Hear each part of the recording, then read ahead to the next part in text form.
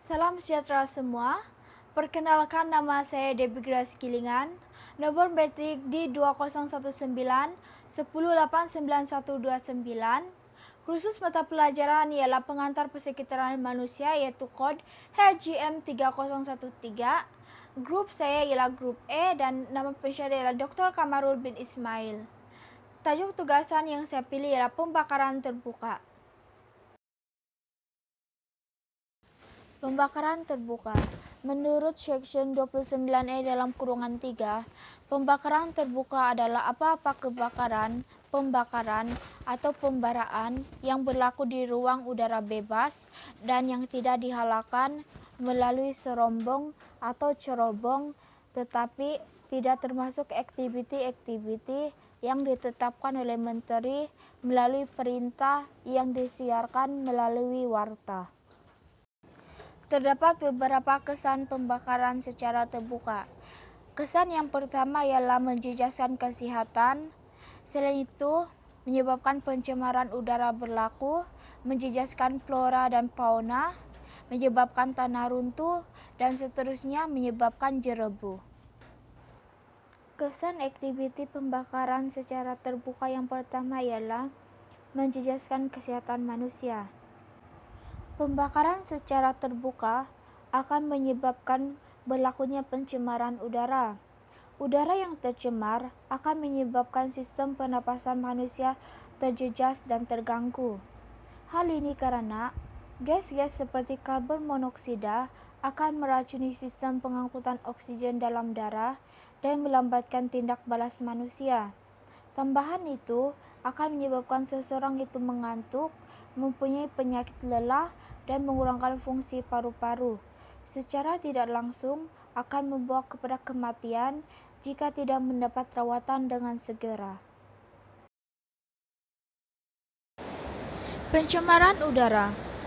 Pencemaran udara ini berlaku akibat daripada sikap manusia yang mementingkan diri sendiri. Hal ini karena terdapat sesetengah petani yang melakukan pembakaran terbuka dengan membakar pokok-pokok tua dan hutan untuk tujuan penanaman semula. Walaupun penanaman semula sememangnya sangat baik, tetapi pada masa yang sama menyebabkan berlakunya pencemaran udara.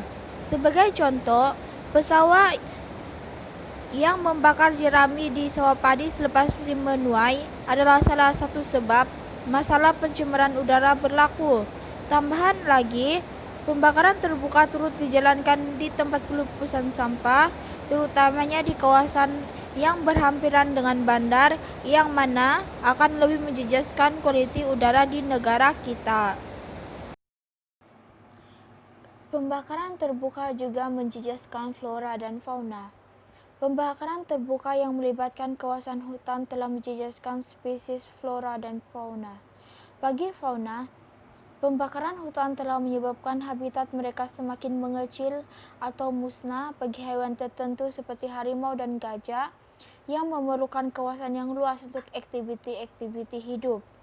Kawasan hutan yang semakin mengecil turut mengganggu kemampuan hewan-hewan tersebut untuk mencari makanan dan juga mencari pasangan untuk tujuan pembiakan. Manakala bagi flora pula, kebakaran hutan telah memusnahkan sumber kayu keras yang bermutu tinggi dan mempunyai harga yang tinggi di pasaran dunia seperti cengal, meranti, dan kayu seraya serta kapur. Selain itu, kegunaan hasil balak untuk tujuan pengeksportan serta untuk perkembangan ekonomi industri tempatan juga terjejas. Sebagai contoh, hasil balak digunakan untuk membuat landasan kereta api, alat-alat perabot, papan lapis, membuat rumah, dan juga kertas. Kesannya, masalah ini akan memberi kesan kepada pembangunan negara kita. Seterusnya, kesan pembakaran terbuka ialah jerebu. Pembakaran terbuka yang berpunca daripada aktiviti pembakaran ladang pertanian dan hutan menyebabkan berlakunya jerebu. Jerebu tersebut disebarkan oleh agen penyebarannya yaitu angin. Jerebu juga boleh ditakribkan sebagai partikulat-partikulat atau zarah halus terampai di atmosfera dalam kepekatan yang tinggi. Partikulat-partikulat ini menyerap dan menyerahkan cahaya matahari sehingga mengurangkan jarak dan membataskan penglihatan. Jerobu yang berlaku ini boleh mendatangkan masalah kepada kesehatan manusia seperti asma, radang paru-paru, alahan, dan sesak napas. Pembakaran terbuka juga boleh menyebabkan terjadinya tanah runtuh. Pembakaran terbuka disebabkan oleh aktiviti pembalakan atau pembangunan menyebabkan timbulnya masalah tanah runtuh. Hal ini karena hutan mempunyai fungsinya tersendiri, yaitu menjadi kawasan tadahan air hujan. Sebagai contoh, apabila hujan turun di kawasan hutan, air hujan akan terperangkap di kanopi dan hanya sebagian kecil sahaja yang sampai ke tanah. Namun, ketiadaan tumbuhan telah menyebabkan air hujan akan turun terus ke permukaan tanah. Kandungan air yang banyak di permukaan tanah menyebabkan tanah menjadi longgar, tidak stabil, dan mudah bergerak ke tempat lain, seperti anak-anak sungai. Hal ini juga secara tidak langsung akan menyebabkan berlakunya tanah runtuh. Terdapat beberapa tindakan dan langkah yang telah dan perlu kita ambil dalam menangani masalah pembakaran terbuka ini. Antaranya ialah menghijaukan kawasan, memastikan puntung api rokok dipadam sepenuhnya, program kitar semula, kampanye, tindakan undang-undang, dan menanam atau mengasingkan sampah sarap organik. Menghijaukan kawasan merupakan antara langkah yang dapat kita ambil dan lakukan dalam menangani masalah pembakaran terbuka ini. Penghijauan kawasan ini dapat dilaksanakan dengan melakukan penanaman semula pokok seperti pokok buah-buahan di persekitaran taman perumahan dan kawasan hutan yang terbakar bagi menggantikan pokok yang telah musnah dan supaya dapat mengurangkan masalah peningkatan suhu. Tambahan itu juga, aktiviti penanaman pokok ini akan dapat meningkatkan gas oksigen melalui proses fotosintesisnya dan mengurangkan gas karbon dioksida yang terdapat di udara.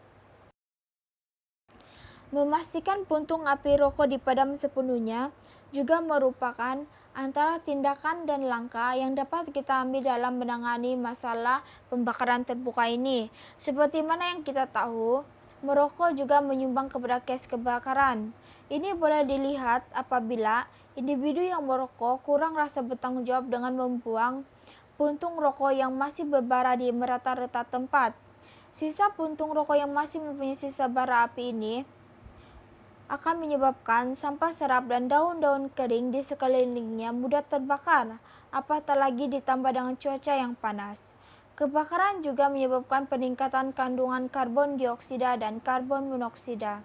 Kesannya, penghuni bumi akan merasai kekurangan oksigen untuk bernapas dan kenaikan suhu bumi akan mengakibatkan berbagai bencana alam akibat perbuatan manusia itu sendiri. Langkah seterusnya ialah program kitar semula. Dengan adanya program kitar semula ini, masyarakat setempat tidak perlu lagi kerap melakukan pembakaran terbuka yang boleh menyebabkan udara tercemar. Hal ini karena melalui program ini, mereka boleh mengitar semula barang yang boleh dikitar semula dengan menjual barang-barang tersebut kepada peniaga barang terpakai ataupun mendambakannya serta boleh diletakkan di dalam tong kitar semula yang telah disediakan. Antara bahan yang boleh dikitar semula ialah surat kabar, majalah lama, kertas terpakai, dan kotak kertas. Barang-barang ini boleh diproses semula untuk menghasilkan kertas yang baru. Kesannya, penebangan pokok untuk menghasilkan kertas akan dapat dicegah serta dikurangkan. Tindakan dan langkah yang telah diambil dalam menangani masalah pembakaran terbuka ini ialah dengan mengadakan kampanye. Terdapat berbagai kampanye yang telah dijalankan sama ada dari pihak kerajaan, swasta, sekolah, serta dalam masyarakat itu sendiri. Antaranya ialah kampanye Hentikan Pembakaran Terbuka yang disiarkan di TV, radio, serta disebarkan dalam bentuk risalah. Campaign-campaign yang dijalankan ini harusnya kita hayati supaya rasa bertanggung jawab dapat disemai dalam diri setiap individu bagi memastikan kualiti alam sekitar sentiasa bersih dan selamat untuk generasi akan datang. Tindakan undang-undang juga merupakan antara langkah dan tindakan yang sangat penting dalam menangani masalah pembakaran terbuka ini. Tindakan undang-undang merupakan salah satu langkah yang dapat digunakan untuk mengatasi aktiviti pembakaran terbuka.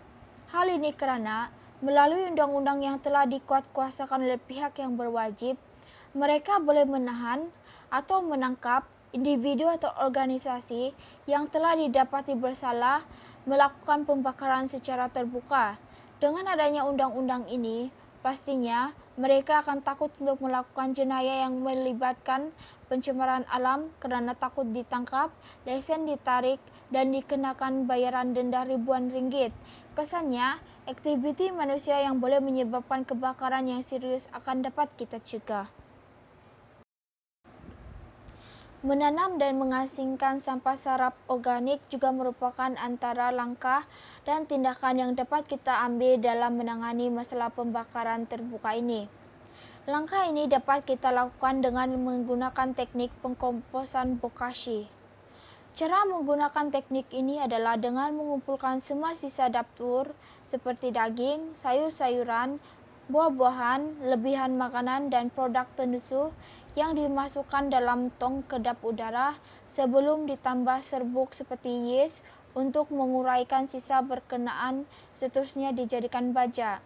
Melalui cara ini, kita bukan saja dapat memudahkan pengurusan sampah, tapi ia juga mesra alam karena dapat mengurangkan penghasilan gas metana di kawasan pembuangan sampah.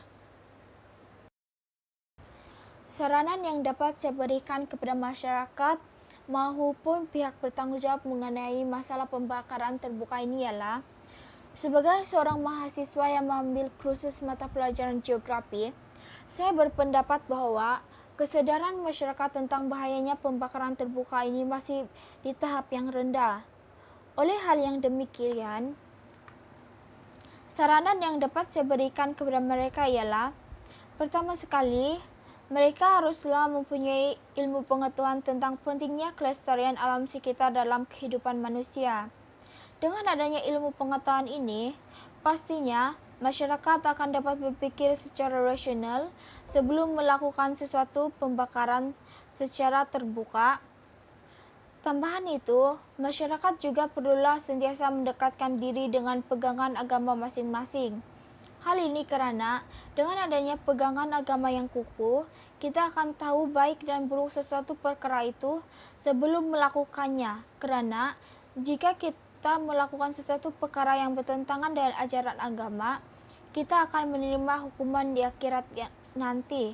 Oleh itu, sebagai seorang masyarakat yang peduli dan bertanggung jawab, kita haruslah menjalankan peranan kita dalam memelihara kelestarian alam sekitar daripada melakukan sebarang aktiviti yang boleh menjejaskan kelestarian alam ini. Manakala, saranan yang dapat saya berikan kepada pihak yang bertanggung jawab seperti pihak kerajaan adalah, pihak ini haruslah melakukan penguatkuasaan undang-undang yang lebih ketat lagi. Hal ini bagi memastikan individu atau organisasi yang melakukan pembakaran secara terbuka akan menerima hukuman yang setimpal dengan perbuatan mereka. Dengan ini, pastinya mereka akan jerah dan takut untuk melakukan kesalahan yang sama. Tambahan itu, untuk pihak swasta dan kerajaan, kampanye kesadaran tentang bahayanya pembakaran secara terbuka terhadap alam sekitar perlulah diperhebatkan lagi dengan memastikan setiap ahli mengambil bahagian dalam kampanye ini. Dengan ini, masyarakat yang melihatnya akan memandang serius tentang isu yang berkaitan dengan alam sekitar.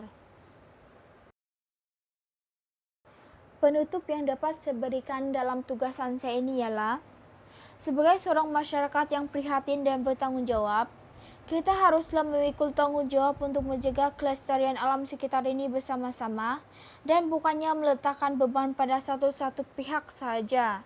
Dengan adanya nilai saling bekerja sama dan bantu-membantu dalam kalangan masyarakat, dengan pihak kerajaan dan swasta, pastinya alam sekitar akan dapat dipelihara dan terhindar daripada sebarang pencemaran alam yang diakibatkan oleh perbuatan manusia. Oleh itu, ayolah kita bekerjasama dalam menangani isu alam sekitar agar generasi akan datang dapat melihat keindahan alam yang dianugerahkan oleh Tuhan ini. Sekian saja daripada saya. Saya berharap agar video ini dapat memberi manfaat kepada kita semua. Dan saya juga berharap agar kita sama-sama dapat menjaga kelestarian alam sekitar kita supaya ini sentiasa bersih dan terpelihara serta terhindar daripada sebarang pencemaran. Sekian dan terima kasih.